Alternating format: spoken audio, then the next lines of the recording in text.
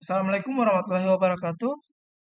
Perkenalkan, nama saya Muhammad Ali Saputra dari kelas PTKF Universitas Negeri Makassar, angkatan tahun 2022. Pada kesempatan kali ini, saya akan membawakan materi tentang arsitektur dan protokol komunikasi dari mata kuliah komunikasi data. Baik, kita masuk ke materi pertama. Sebelum kita masuk ke materi, kita harus tahu apa itu arsitektur dan protokol komunikasi. Arsitektur dan protokol komunikasi adalah cara yang digunakan oleh sistem dan jaringan komputer untuk saling berinteraksi dan bertukar informasi. Dua arsitektur dan protokol komunikasi utama yang digunakan pada jaringan komputer adalah TCP/IP dan OSI layer. Arsitektur dan protokol komunikasi adalah dua konsep penting dalam jaringan komputer. Arsitektur jaringan komputer mengacu pada cara komputer dan perangkat lain di jaringan saling berkomunikasi. Sedangkan protokol komunikasi adalah seperangkat aturan dan prosedur yang menentukan bagaimana data dikirim dan diterima antar perangkat. Pada kesempatan kali ini, saya akan menjelaskan eh, tentang TCP/IP dan OSI layer, serta membandingkan antara kedua model tersebut. Yang pertama adalah TCP/IP. TCP/IP adalah singkatan dari Transmission Control Protocol dan Internet Protocol.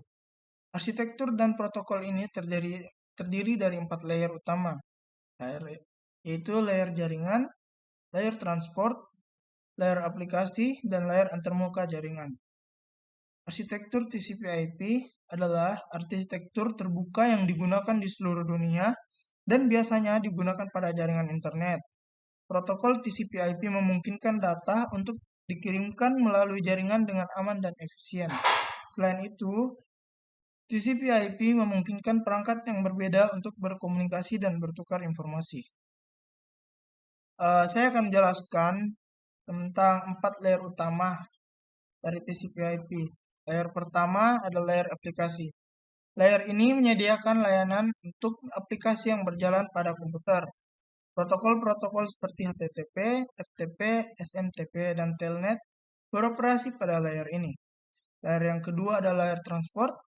Layer ini menyediakan layanan untuk mentransfer data antara aplikasi.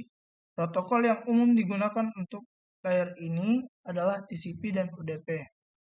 Selanjutnya ada layer internet. Layer ini bertanggung jawab untuk mengirimkan paket data antara host yang berbeda di jaringan. Protokol yang umum digunakan pada layer ini adalah IP. Yang keempat ada layer jaringan. Layer ini berfungsi untuk mengirimkan paket data melalui media fisik seperti kabel, wireless, dan sebagainya. Protokol yang digunakan pada layer ini antara lain Ethernet, Token Ring, dan FDDI. Slide selanjutnya, protokol komunikasi dalam arsitektur TCP/IP meliputi TCP atau Transmission Control Protocol. Protokol ini digunakan untuk mengontrol transmisi data antara aplikasi. Yang kedua ada UDP atau User Datagram Protocol. Protokol ini digunakan untuk mengirimkan pesan-pesan singkat tanpa pengiriman ulang atau retransmission yang dijamin. Ketiga adalah IP atau Internet Protocol. Protokol ini bertanggung jawab untuk mengirimkan paket data antara host yang berbeda. Yang keempat ada HTTP atau Hypertext Transfer Protocol.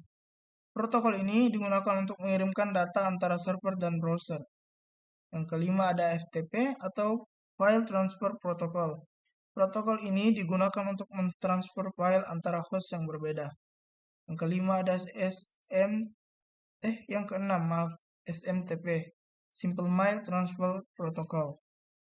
Protokol ini digunakan untuk mentransfer email antara host yang berbeda.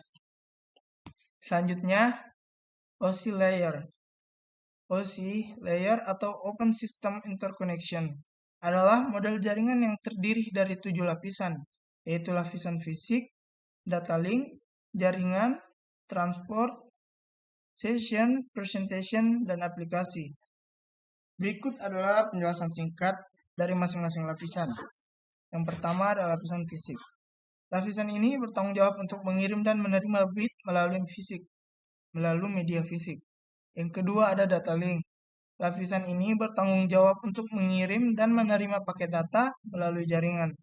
dan mencakup protokol seperti Ethernet dan Wi-Fi. Yang ketiga adalah jaringan.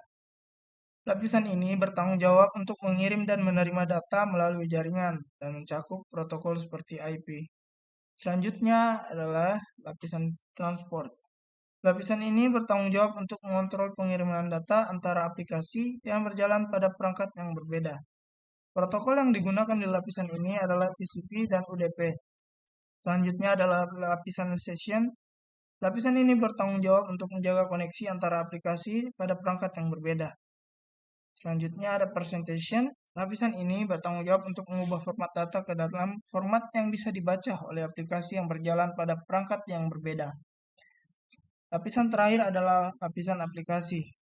Lapisan ini merupakan antarmuka antara pengguna dan jaringan yang mencakup protokol seperti HTTP, FTP, dan SMTP. Baik, kita masuk ke perbedaan TCP/IP dan OSI layer. TCP/IP dan OSI atau Open System Interconnection adalah dua model referensi jaringan yang digunakan untuk membantu dalam pengembangan dan pemahaman arsitektur jaringan komputer. Meskipun keduanya mencakup beberapa konsep yang serupa, namun ada beberapa perbedaan antara TCP/IP dan OSI layer.